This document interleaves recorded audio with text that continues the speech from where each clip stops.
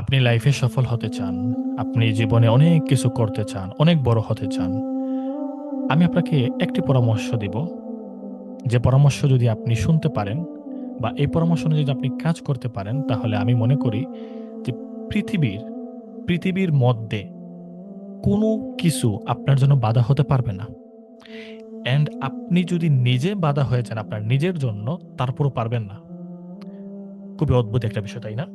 Share করে ফেলি আপনাদের সাথে। তাহাজ্জুদ, এটা এমন একটি নামাজ, এমন একটি সালাত, যেটা ফরজ নামাজের পর, মানে ফরজ নামাজের পর নফলের মধ্যে যত কিছু আছে সব থেকে উত্তম হচ্ছে তাহাজ্জুদের নামাজ। আমরা ওই টাইমটাকে ধরতে পারি না। আমি মাঝে মাঝে বলি, অনেক অনেক ভাই ব্রাদারকে আমি বলি এটা, যে এই যে তোমরা বলো না অনেক সময় যে সোনার হরিণ এবং বলো দৈত্য, হুম, দৈত্য বলো না আলাদিনের চেরাগ। তো আমি বলি যে ভাই, আলাদিনের চেরাগ বলো আর সোনার হরিণ বলো, ওইটা যদি পেতে চাও তাহলে তাহাজ্জুদে উঠে যাও। সো অনেকে চায় তার লাইফ অনেক সুন্দর হোক, অনেক গুছালো হোক, অনেক প্রোডাক্টিভ হোক, অনেক কিছু করতে চায় সে।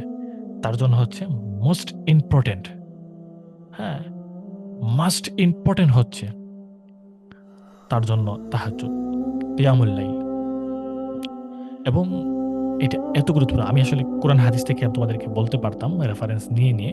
আমি জাস্ট এতটুকু মানে নিজের অনুভূতি থেকে বলতেছি, মানে আমি তাহাজ্জুদ গুজার ওইটা বলতেছি না, বাট আমি দেখেছি কোরআন এবং হাদিসকে যদি আমরা সামনে রাখি এবং কেয়ামুল লাইলকে যদি নিয়ে একটু চিন্তা ভাবনা করি, তাহলে এখান থেকে যে লটা বের হয়ে আসে, যে সূত্রটা বের হয়ে আসে, সেটা হচ্ছে আপনার লাইফের সাকসেস, আপনার লাইফের সফলতা।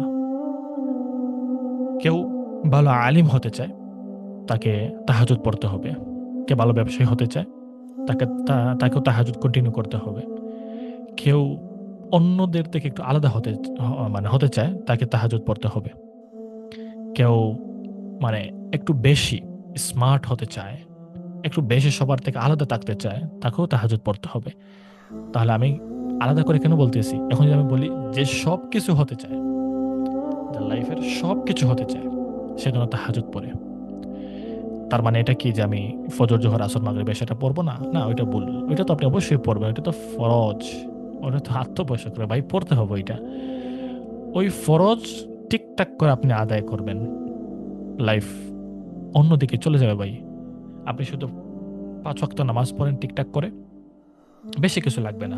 আপনি অন্যদের থেকে আলাদা হবেন, কোটি টাকার মালিক হতে পারবেন, যা ইচ্ছা তা হতে পারবেন। 5 ওয়াক্ত নামাজ পড়েন টাইমলি, জিকির আজকার করেন, দুরূদ পড়েন, ইস্তেগফার করেন, আর রাতের কিয়ামুল লাইল প্রতিদিন ধরে রাখেন। ইনশাআল্লাহ আল্লাহ আপনাকে এক অন্যরকম অদ্ভুত একটা বিষয় উপলব্ধি করতে পারবেন নিজের মধ্যে। অন্যদিকে চলে যাবেন ইনশাআল্লাহ, ইনশাআল্লাহ, আল্লাহ চাইলে।